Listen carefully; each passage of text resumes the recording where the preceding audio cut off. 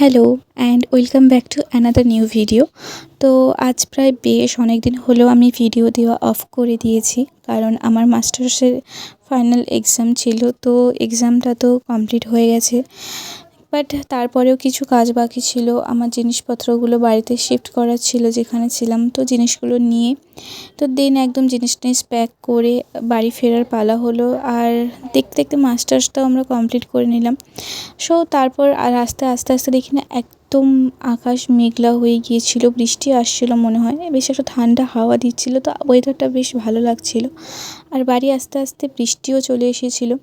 তো তারপর এই তো বাড়ি এসে একদম ফ্রেশ হয়ে বসলাম একটা কোল্ড ড্রিঙ্কস নিয়ে। তো এটা আমি বানিয়েছিলাম, একবার ইউটিউবে দেখেছিলাম, তো রেসিপিটা ভেবেছিলাম একটু বানাবো।